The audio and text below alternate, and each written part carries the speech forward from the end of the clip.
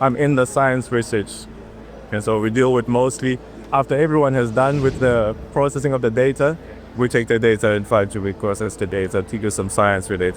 And I think Contra has already spoken about a nice image there. One thing to mention with that image, because of the high resolution and sensitivity as well, we're able to pick up those tiny filaments. We believe those are magnetic fields, but what kind of mechanism generates that, we don't know yet. But the stuff in our Milky Way galaxy that we still don't understand, and MeerKAT has been great at that as well. Another one is here, studying gravitational waves. So black holes, when they do their stuff, they spin, they dissipate gravitational waves. We already have a gravitational wave detection observatory, LIGO, but it's kind of on Earth and it's limited, okay? But timing out pulsars, you can then try to figure out gravitational waves generated by small black holes, okay? LIGO is great at when two black holes, big black holes, are merging together, and you can trace out, learn the mechanism of those. So MeerKAT does this with pulsars, okay? And I'm not gonna explain the pulsars. Enough. Let's leave it there for now, okay? All right. But one aspect is gravitational waves, okay? Another aspect here, you can see this is a galaxy, okay? And this is the optical as a background with an optical image, okay? But if you want to learn more about the mechanisms driving how galaxies form and all that kind of stuff, we make radio images as well. It turns out the gas surrounding this galaxy emits a certain kind of signal that can trace. So what you're seeing over here is the neutral hydrogen around there. And you can see the galaxy is still pulling, so there's still a lot happening. Something that you won't be able to see if you only had the optical image. So there's a lot of dynamics that MeerKAT is actually informing the science. And then also over here, we have star formation rates, which we try to share about basically MeerKAT as well. So it's kind of a confirmation here. We already know how star formation rate occurs in the optical region, but now with MeerKAT, this is fantastic. The last one, before I start confusing you, that one.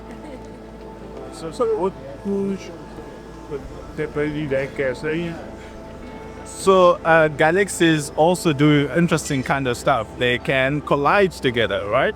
And they leave these kind of shock waves. Okay, when they collide together, they leave these shock waves. And MeerKAT is excellent at detailing this neutral hydrogen that's on the edge, is detailing that shock wave. I mean, people who study these things will tell you all about how that influenced the dynamics of the mergers between black holes. People like you, people like me.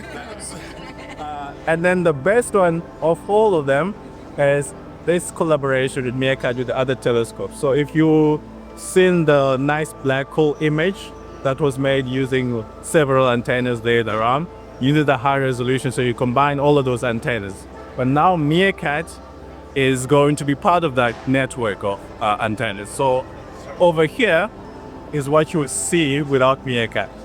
But the moment you include MeerKAT, the image improves a lot brighter. Maybe you may not see it. Yeah. And that's where we're going. Right. And this will give us more detailed images of black holes, because now MeerKATs can be incorporated into the BBR. What's the difference, actually? Sorry? Once it is, what's the difference in what you can see without MeerKAT in what you can see? So if you incorporate MeerKAT, you can see a lot of details. Okay? So the BBR network already have the largest baseline, but you want to improve what we call the point spread function. Okay, that how the telescope responds to it. Without MeerKAT, it's built all over the place, but the moment you do MeerKAT, it's just slightly better. Okay. All right. Thank you guys for listening to me. So Omer will.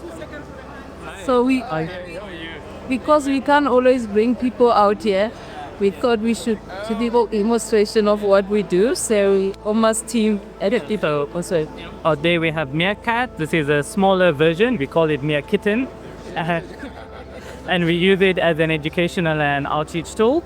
So this was all designed at our lab in Cape Town. This is 3D printed. We have basically the USB type connectors, so they're connected to each other, and you can expand the array as large as you'd like to. And we use this to demonstrate to people the concepts of radio interferometry.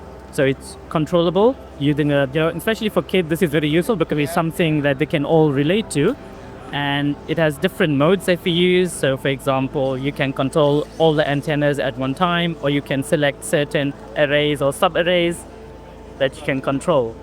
So yeah, we would normally, for example, have an image that we would display and would show them, using one telescope, this is the image. And as we bring up more telescopes, we'll show them maybe, the image improves, this will be effect of resolution and so on. Yeah. Especially also showing the IGBN array. So what if will you?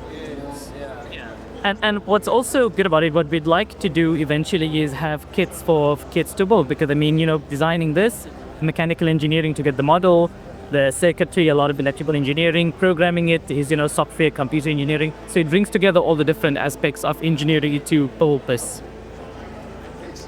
Thank you so much. Thank you. Welcome.